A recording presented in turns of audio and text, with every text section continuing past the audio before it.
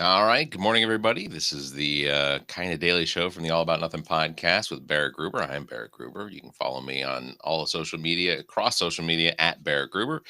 With me is Mr. Bill Kimler, host of Black, White, and Blue in the South with Dr. Jameel Brooks. You can follow him at politicalbillsc. Good morning, Bill. It is July the 1st. We have entered the second half of the year. Very Barrett, congratulations on a smooth opening. The technology switch was flawless. Your opening bumper was delivered with perfection. Congratulations. It's been a long time since you've nailed all the aspects of getting a show started properly. All right. And I got to call out the good with the bad, right? I'll So I take just want it. to acknowledge that. I'll take it. In fact, we'll probably end now just so we end on a high note and call it a perfect episode. All right. Thanks for joining us, everybody. You all have a great week, and we'll see you on Thursday. Keep your hands to yourself, everybody. right. Let's go. I don't know if you noticed on that opener that I got. What do they call that? YouTube. It's a splash screen. Before I don't know if you noticed. I updated it a little bit. I saw our names are on it. I saw. Is Yeah, that I put new? some names on it. I had a little animation down in the bottom left where. Oh, I didn't see the animation. Popping Okay. in and out. Yeah. So. I was too busy finishing off my makeup before we went live, so I missed it. Not as much bronzer today. Yeah. It's a very patriotic week, you know. Hey, can I start off by talking about a dream I had early this morning? I am intrigued. It was enough that I was like, oh, I can't wait to share, Barrett, my dream. I dreamt, and I have no idea why, what triggered it, what was the thought that just got implanted in my brain that manifested itself. But I dreamt that I was on the security detail for former vice presidential candidate Governor Tim Walz. Okay. Like I was in part of his security guard. The Democratic National Convention was being held in a big complex in Minnesota. So that's where I was. And I was wearing my Hawaiian shirt that you've seen, a couple of weeks ago when I had the sunburn that I was recovering from. Right. That's what I was wearing, but I was also packing heat and kind of just walking around with the governor as if I belonged. And he approached me and I realized I was getting kind of self-conscious that I was wearing a Hawaiian shirt. Sure. and not, suit and tie and all that stuff. And then I noticed he was wearing a Hawaiian shirt. And he was like, nice shirt. I was like, thanks. And then I felt like a douche because he probably thought I was copying him. I was feeling self-conscious about that. Barrett, this dream went off the rails. It sounds like it was pretty vivid. It absolutely, and it didn't end there. I then dreamt that I was at a table somewhere in this big convention center, among the crowd, right? So thousands of people milling about, and it was kind of in between speakers. And I'm sitting at the table, and I'm talking with Mrs. Walz. Okay. Like I'm having now. I couldn't pick her out of a lineup, Barrett. I have no idea what she looks like in real life. I wouldn't know her if she bumped into me on the street. And I'm having a conversation with her, and I'm joking and kind of being lighthearted. Then I realize she's mic'd, and our conversation is being broadcast throughout the entire auditorium. And I'm part of the show. Like it was my role to interview Mrs. Walz in front of the Democratic National Convention. In fact, I was trying to say, welcome to the Democratic National Convention, and I couldn't even get the name right. Like I was flubbing the name like you do when you open the show. I was flubbing the name like, welcome to the Democratic Committee of Nationalism, and just like I couldn't get it right. And then, that's after I realized I was live broadcasting to everybody. So anyhow, wow. I woke up from that going, what the hell? Like what triggers, like I don't recall seeing him on video, thinking about the convention, thinking about Mrs. Walz for sure. Yeah. What would have triggered that dream? But it was just a fun dream to have had. It's interesting. A lot of layers there. It was a lot more interesting than my regular life is. That's for sure. Yeah. I know that I dream, virtually every night. I'll be honest. I have such a difficult time. Sometimes what I remember of those dreams is so smashed together with other dreams that like they make even less sense in the grand scheme of whatever it is my subconscious is doing. The neurons firing off and whatnot just doesn't make sense nearly 90% of the time. sometimes I'll have these dreams where they are such an accurate depiction of what my brain thinks should be reality. Like I will wake up from them thinking, holy crap, I don't have the money to go and buy a Ford Mustang GT. Like, I'm gonna have to take this thing back, and I'll and it will take minutes for me to realize that, you know, the last thing I remember was sitting in the car and pulling into the driveway, and then I wake up in bed. But I can't make those two things come together to figure out what happened to the time in between. And then I'm like, well, shit, that was a dream. Thank God, there's no way I'd ever buy a Ford. Like, it's just not gonna it's not gonna happen. So yeah, dreams are weird. I have very vivid dreams, and I remember most of them. It's a lot of fun. My sister has the ability, and I think that I've done it a couple times, but my sister has the ability to like wake up from a dream and then force herself to go back to sleep and go back into that dream. And my mother used to tell her all the time, you need to write these dreams down. Like, you need to write these stories down, sell these as short stories or books or whatever. But like, I think I've done it a couple times where I will wake up and I don't wake up enough, but I can make myself go back into a dream. There's a skill I hear you can develop. I think it's called lucid dreaming, if I'm not mistaken, where you can be consciously aware you're having a dream and control the events within the dream. Like, you're sitting outside of it, but you're able to manipulate the characters, the plot. You can have control over what happens rather than just being a viewer or a victim. And that is a skill I understand that you can develop. Well, now I'm catching slack from me, hostess of the Welcome to Wonderland podcast. She says, now I say dreams are weird. No, my dreams aren't normally weird. Me dreams are super weird. So yeah, that's interesting. That's interesting. So I don't know how you could be all judgy about dreams. I mean, talk about one thing you don't have control over, and you're going to be all judgy about it. Bill, we've been friends. We've been friends for years now. You know, I'm judgy about everything. There's nothing. There's absolutely nothing that gets missed by me. The Senate yesterday, I don't know if you want to discuss this, but I figured we'd bring it up. The Senate still has not passed the big beautiful bill. It sounds like there is enough infighting in the Republican GOP MAGA party that this whole situation is now forced out North Carolina Senator it's really Tom Tillis. Tough to find updated information as to what's going on. Like, really I can. I mean, I have no idea what the current state is. Like, I fully expected to wake up and find that it completely passed. I did too. That every Republican bellyacre went ahead and voted for it. So I honestly can't find, where's the latest. Well, right now, as of 3:30 this morning, it says that the U.S. majority, South Carolina, the U.S. Senate Republicans on Monday evening were still trying to pass the bill. Senators were voting in a marathon session known as a vote-a-rama. Yeah. Which, by the way, stop using made up words. And that's Reuters. I'm disappointed in Reuters for some of their reporting on this, but after about 12 hours, they still haven't gotten it done. Which I think they can only lose like they're 50. It's 54, 56 or 46, right? Is that what the Senate is right now? Or is it 4? They're ahead by 4. And then don't forget, you also have JD Vance as the tiebreaker. Should there be a tie? Right. So it's got to be. You got to have, I think, at least 3 defections in order to make it close or to make it die. But it's, to me, I'm calling it. It's going to pass. It's going to go to the House, and there's going to be belly aching there, but they'll all line up as well. Right. The days of John McCain are over. Even that Tom Tillis. I mean, he went up there and he gave a rip-rousing speech, but he's going to vote for it. You're not going to see him be a John McCain saving the day. That those days are gone. All the moderates, all of the rational Republicans have weeded themselves out, declared they're going to retire, and then they get replaced by a Freedom Caucus lunatic. So I carry no hope, and this thing's going to pass. People are going to suffer, and it will be a bloodbath for the Republicans come November.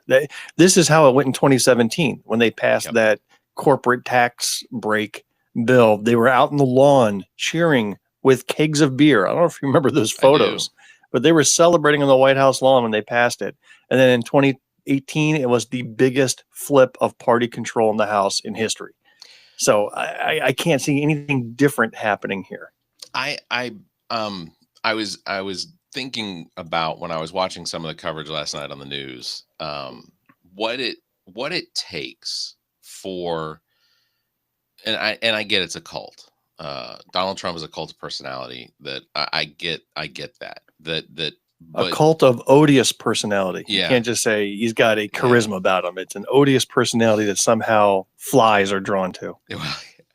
But this idea that, and don't get me wrong, people in the United States vote against their own what it is that would make their lives better. They will vote against that in favor of party time and time again.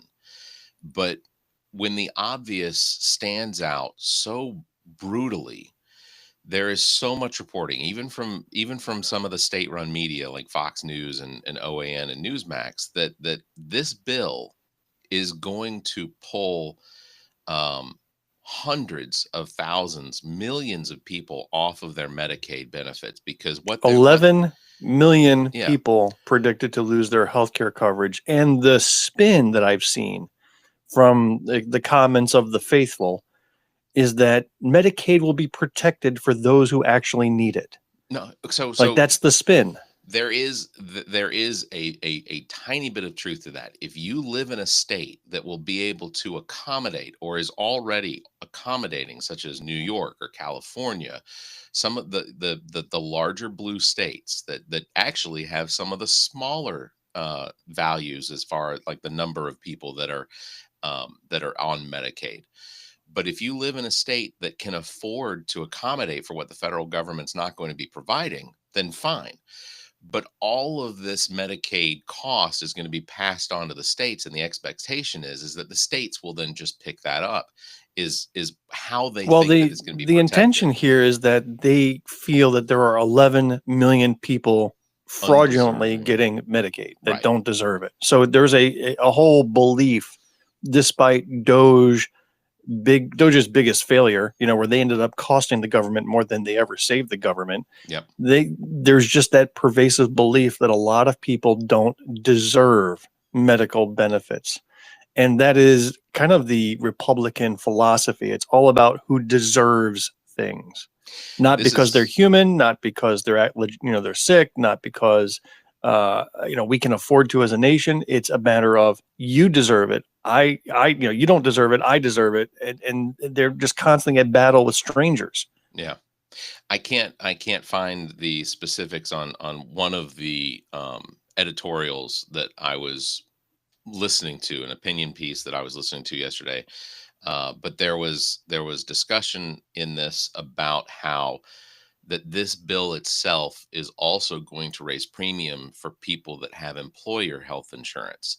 That there's some sort of there's something in this bill that is going to potentially take away some of the subsidies that health insurance companies in this country that then pass those savings on to us in I air quotes on savings, but through our own employer health insurance provided by our employers, that a family of three that makes somewhere around $80,000 a year between two adults and a child, that the cost of premiums for some families in some red states is going to go up by $15,000. You're basically doubling the cost of what it is to have health insurance through your employer.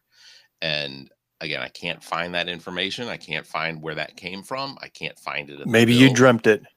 Well, I may have dreamt it, but if that isn't true, then forget it. But if you step back and think about it, it's a bizarre system that the primary way to get health insurance coverage in a screwed up medical system to begin with is through an employer. That's pretty much it, right? Oh, yeah. I mean, you can always buy, on the market, et cetera. But number one way of getting health insurance is through your employer. You rarely have choices. It's whatever the the company has negotiated on your behalf. So you're kind of Right. locked into that. And it's just taken out of your paycheck. You really don't even know what's going on. But that's how most of America is covered. And that's just such a bizarre thing. I mean, your car insurance, your mortgage, your house insurance. I mean, none of that has to come through your employer. And Right. many times it doesn't. But for some reason, health insurance does. And yet, the people that need the health insurance the most, the ones who are really sick and in need, Yeah. guess what they're not able to do?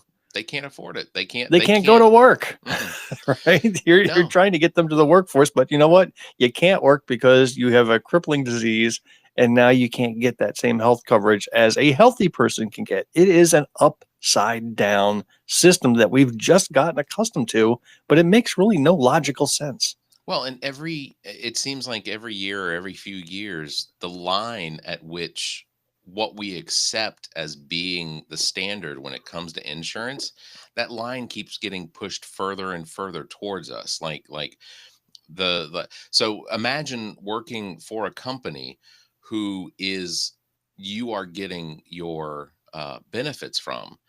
And then imagine that the company you work for is also the broker that's making the deal with the insurance company. Sounds like it'd be advantageous to you.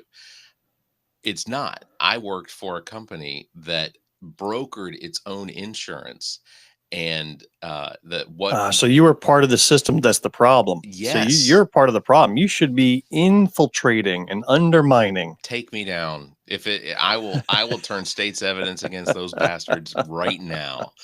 Uh, So yeah, but the number of people that are going to get kicked off of their Medicaid, the number of people that are going to lose the benefits that they have, the number of people that are potentially going to be forced into a situation where they're going to have to go back to work, despite the fact that they probably can't get hired for whatever disabilities it is they have. My brother's affected by this. Now, I based on what I've read, I don't see where his health insurance through Medicaid is going to be cut off. I don't see where his own SNAP benefits are going to be, his food stamps and things like that are going to be cut off. But this is he doesn't fall into that category of what likely is going to happen to a lot of other people. But it's just this idea of they see a very small problem as being and ultimately, I got to be honest, so they see a very small problem as being a problem of the mass. And I don't I don't even know that I think that that's just what they're claiming. What they're actually doing is trying to reduce the budget by almost $1 trillion so that they can pass those savings of that cut to all of these millionaires and billionaires that are now going to see unbelievably large tax cuts starting in January of 2026. And that's really what it comes down to. And the fact that we still have people in office that are that basically that are working for the oligarchs of this country. And I say oligarchs, and in my head, all I see is just Bernie saying oligarchs. Something came up on that one.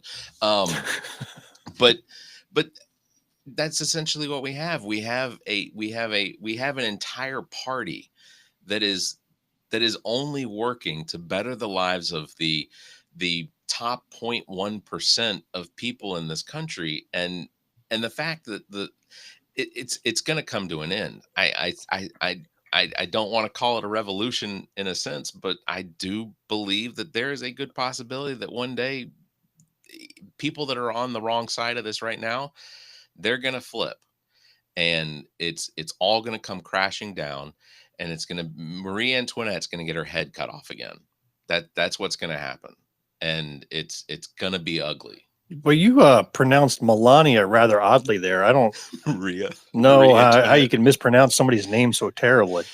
Boy, that woman's miserable. That woman.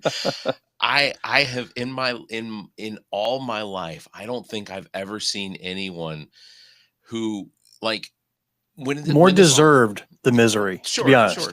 But when all of this started with Trump and Melania Trump and this whole rise in politics, like, you could tell she was at least halfway decent at hiding her disgust for him.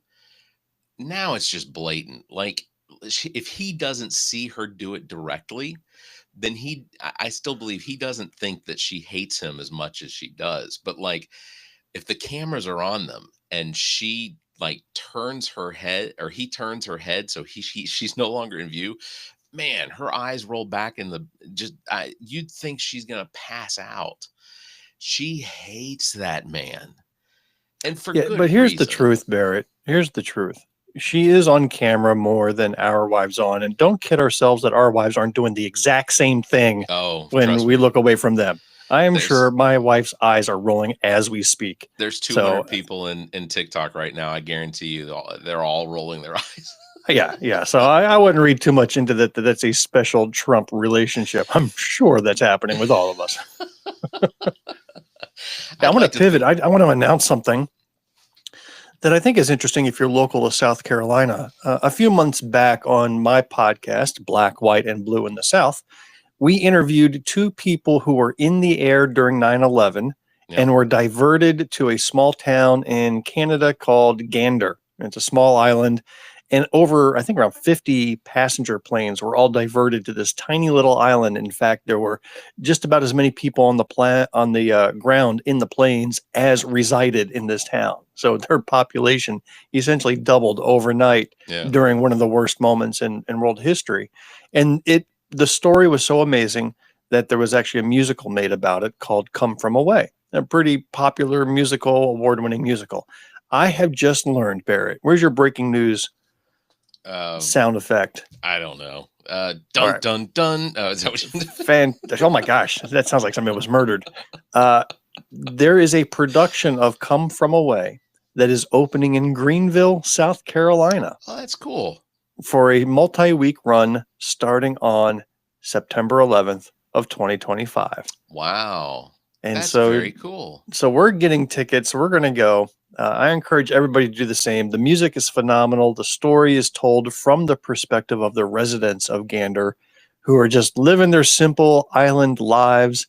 And suddenly plane after plane after plane after plane lands at this kind of defunct military airport that was barely kept open, but they were able to manage and take care of in their own homes. Just about every home housed strangers from all over the world that suddenly arrived overnight. And it is a truly uplifting story of humans knowing no boundaries, taking care of each other.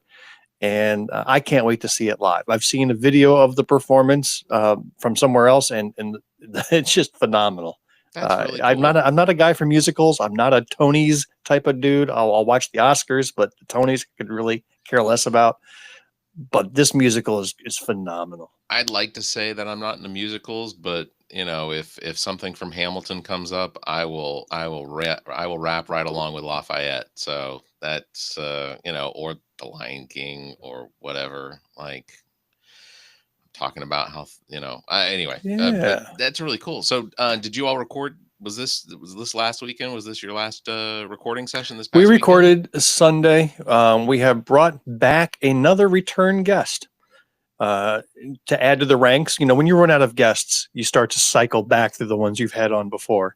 Well, more old guests do interesting things. So they do. We had state Senate candidate Francie Cluckley come back. And she was just dynamic when she was running for office. So we wanted to do a post-election follow-up, especially covering the fact that during the campaign, she sued her opponent, Billy Garrett.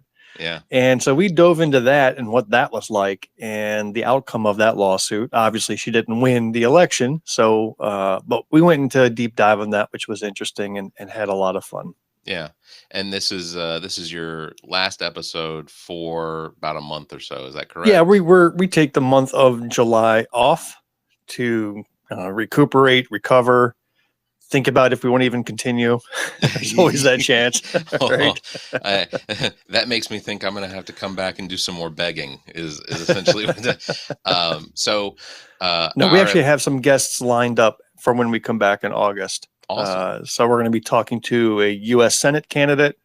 We're actually going to be doing a cross podcast with another podcast. I don't want to announce it yet because we haven't picked the date, but we had another podcast reach out to us saying, hey, we'd like to do a show with you guys. Very cool. And I checked them out. They were just like Black, White, and Blue in the South. However, it's with a black male and a white female. They're like our opposites. Mirror opposites, yeah. Yeah. So this is cool. going to be a fun double date of a podcast episode, and they're just as irreverent and wild as we are, and looking forward to it. I look forward to that as well. Our episode this week, we interviewed Nudaira Tapia, who is the hostess of a podcast that is called Most Popular Podcast.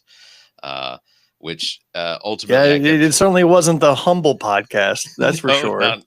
Well, maybe one of us, but it was an interesting conversation, and she also has some things under her belt that she has done, like these podcast expos. And yeah, it was interesting how strongly you invited yourself into her world. You're sitting there interviewing her and says, hey, if you ever need a host or an MC, or if you ever want me to lead a panel, here's my card. I mean, you were really pumping yourself there. There is a backstory to that, which is that, well, it didn't come through in your episode. It sounded like I never wanted you spent half the episode pushing yourself. Look, it's important to note that if you don't know all of the story, that, and I don't provide it, then I think that it's important for people just to speculate just how important I think I am. No, in fact, no, she held the expo January 21st back here in Columbia. They had about 7 podcasters that got up in front, and I'm not entirely certain how many people actually attended it, but she said it was well attended. I think that it would be interesting to have sort of a forum conversation with other podcasters, but I think that for me, it would probably have to be podcasters that are doing the same type of podcast. If it's something that's just entertainment based or musicians and things like that, I don't know if I'd be able to. I'm not. I don't know that I'd be able to hold water on that. That it would be odd. We then next week's episode is already recorded and in the can for publishing. It is me and I actually went out to the Hollow Creek Distillery to interview the proprietors, Meredith and Craig Amick of the Hollow Creek Distillery in Leesville, and we sat down with them to go over what has been an unbelievably successful building of a business here in Lexington County. So it was a really cool. We did some taste testings. After those taste testings, we did have to do some. How much do you know personally about creating a small business like that? Nothing. I mean, right? Nothing. And doesn't that seem like an incredibly brave thing to do, to put your entire fortune, your entire income, your family's well-being on the line for a business that you own? Yeah. And all the liability and risk that comes with it. There's comfort in working for an international organization. Oh, yeah. I absolutely have reached that point. Is that I am the discomfort I have of having to worry about the filings and the taxes and the things that these corporations and businesses have to do on your behalf just for you to work there. I don't want to do any of that stuff, but there are people, thankfully, that own local small businesses that will do it. They'll get through all of the tape and everything if I'm ever relieved of duty from the big international corporation for whom I've been working for many years, I've always thought about going into a small business for myself and opening a local bookstore here in Greenwood, because we have none. There's zero. Now, is it a wise business to get into? Probably not. New used books, I don't think you're making money hand over fist. Yeah. But it's something that I would just love. I mean, do what you love. I don't know that I've ever been paid to do what I love in my entire 30 plus year career. I've worked, I've gotten a paycheck. I've been paid handsomely and appreciated, all the opportunities I got, but I don't love it. There's no passion there. I do everything else outside of work for passion, but running a bookstore would be a passion, something that cool. I would love more than anything itself. And as long as I got the kids through college and they're already on their own, I might risk my own well-being to do that. In my head, I picture Ray's occult bookstore that was directly adjacent to the Ghostbusters building in the video game or whatever. Yeah. It's I've had brief stints of doing what it is that I really enjoyed doing, which was, working in radio. Like that was, if I had it all to do again, if I could. Have you saved any tapes of your radio career? Yeah, I do. So on an upcoming episode of our podcast, I am going to be playing some old tapes of my radio career. That's cool. Back when I did college radio. We were 92.3 WMNJ, and it was fun. And boy, I don't really sound much different today than I did back then, which is sad. If you want, I'll send you a link to, if you just go to barrettgruber.com and you scroll all the way down to the bottom, there's a button there that says radio demos. I have a bunch I never of noticed radio that. demos that are already there, as well as my resume for anybody who's hiring. Just kidding. But one day. But yeah, it's I have a bunch of radio demos, and I probably have 15 or 20 more demo tapes that I could pull off and upload, but it's a lot easier now, but it takes a significant amount of time to go through and actually pull that audio off, go and make the cuts, and they're done by breaks and whatnot. So yeah, radio was absolutely one of the things that I enjoyed the most. Even some of the shittiest radio station people I used to work for, I still enjoyed going in every morning, having a morning show, and doing that, because it was. So what's it take to open up your own broadcast studio and hit the FM dial? Well, it depends on, I guess it depends on who's president, because I guess, if it's Donald Trump, then I think that I could probably make it pretty easy for myself by just, being a right-wing news outlet. Right. Right. So, I guess on that bombshell, we'll wrap it up for this Tuesday. But thank you very much, Bill, for being here. I had a good morning, and we started talking about dreams, and we end up talking about dreams. We came full circle. And then the nostalgia of what it is that we used to do. I'd come shop at books. There was I'll just say this real quick. So where I grew up, between Northlake, Tucker, and Decatur, Georgia, there was a small bookstore that we would get taken to regularly, called the Book Nook. And I was delighted that my last visit to Atlanta to see that the Book Nook is still there in the exact same location, right off of North Decatur in near how Decatur. Wonderful.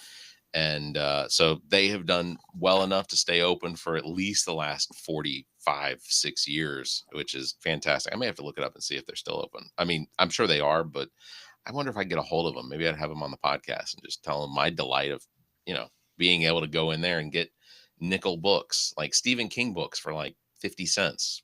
That's how I got started. So, all right. Well, big thanks for everybody for tuning in. Don't forget, you can follow me at Barrett Gruber and Bill at politicalbillsc. Catch us live every Tuesday and Thursday at 5:30 a.m. Eastern, because apparently sleep is less important than expressing our nostalgia for pre-podcast life. So. Well, I'm going to go back to bed and continue my protection of Governor Walz. So I'm going to. Yeah, he needs some defending for some reason. Well, until next time, you all stay safe, be kind, and keep your hands to yourself. Yeah, that was